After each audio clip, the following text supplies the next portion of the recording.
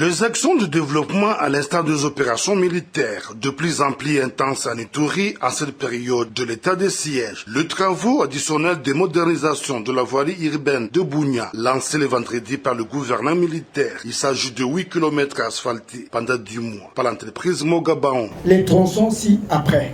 Athénée et Régie des eaux, 2 km. Yambi, Mbandaka, 3 km. Parquet rond-point 0, 1 km. EPO, mairie, 1 km. Aéroport, boucle, hôtel exécutif, 1 km. Pont Anglais, 15 mètres.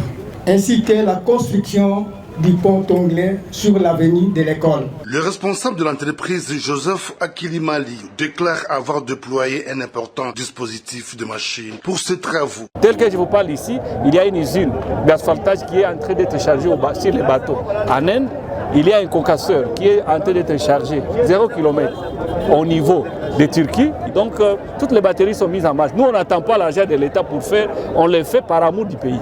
Ces travaux sont financés par le gouvernement central après le lobbying de la première dame Denise Nyakero lors de son passage à Bunia, a dit le gouverneur militaire, le lieutenant général Boyanka Chomadjouni. C'est le gouvernement central qui a donné les moyens, et pour Riga Barrière et pour ici. Vous ne pouvez pas parler de la sécurité et ne pas parler du développement. Et puis en termes de perception, l'image que cette ville donne. Quelque part, il faut aussi le beau. Ça facilite aussi la fluidité. Que Dieu Tout-Puissant bénisse tous ses travaux et le fasse couronner de tout succès qui vient de lui, au nom du Père et du Fils et du Saint-Esprit. Amen.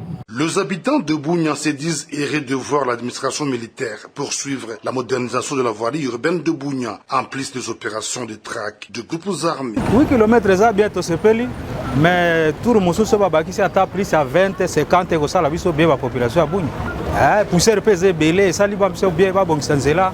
Pour toute la population iturienne, c'est de soutenir l'état de siège. Inutile de polémiquer. Les travaux d'asphaltage de ces 8 km viennent s'ajouter à 11 autres dont les travaux sont exécutés par l'entreprise Africas grâce à la taxe conventionnelle entre le gouvernement provincial et les importateurs de produits pétroliers.